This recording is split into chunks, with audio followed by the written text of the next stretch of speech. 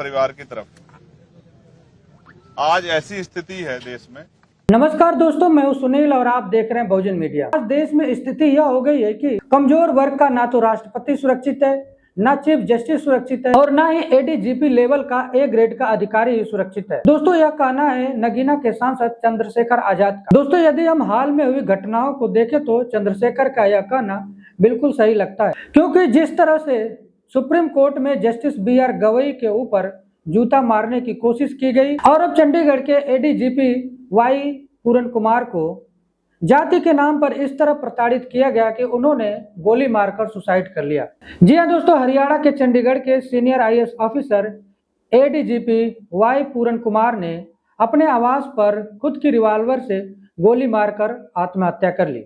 इसी मामले में नगीना से सांसद चंद्रशेखर आजाद चंडीगढ़ पहुंचे और उन्होंने कहा कि इस घटना के बाद से पूरे देश में आक्रोश है। आज देश में स्थिति ऐसी हो गई है कि कमजोर वर्ग का ना तो राष्ट्रपति सुरक्षित है, ना चीफ जस्टिस सुरक्षित है और ना ही एडीजीपी लेवल का ए ग्रेड का अधिकारी सुरक्षित है। पूरे देश में ये जो घटना हुई है, इस घटना को लेके कमजोर वर्गों में आक्रोश है।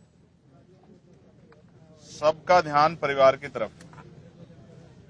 आज ऐसी स्थिति है देश में, कमजोर वर्ग का ना राष्ट्रपति सेफ है, ना चीफ जस्टिस सेफ है और ना ही एडीजीपी लेवल का अधिकारी सेफ।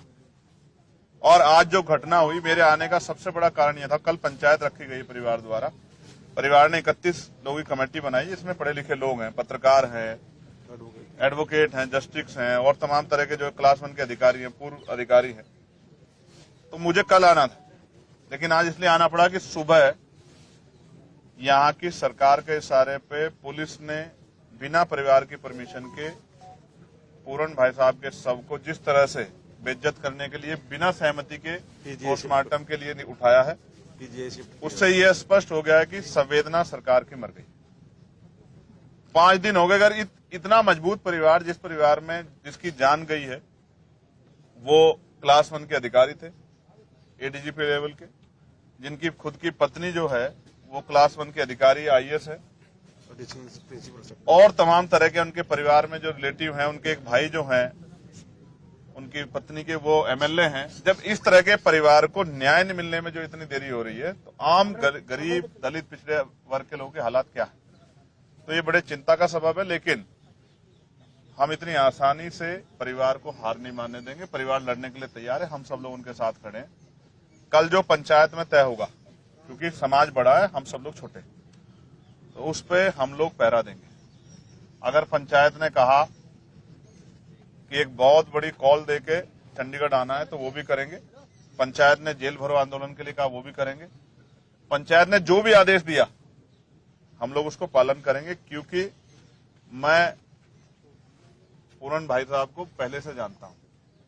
मेरे आज भी याद है, वो अंबाला रेंज में थे, तब भी उन्होंने कास्ट डिस्क्रिमिनेशन सहा है। मेरी बात भी, कोरोना काल चल रहा था, हमने, हमारे संगठन ने, भीम आर्मी ने ज्ञापन दिया था उस समय इस बात के लिए कि भाई उनके साथ एट्रोसिटी हो रही है, उनके साथ डिस्क्रिमिनेशन हो रहा है, उनको एक अधिकारी के साथ डिस्क्रिमिनेशन हो रहा है, ये गलत है।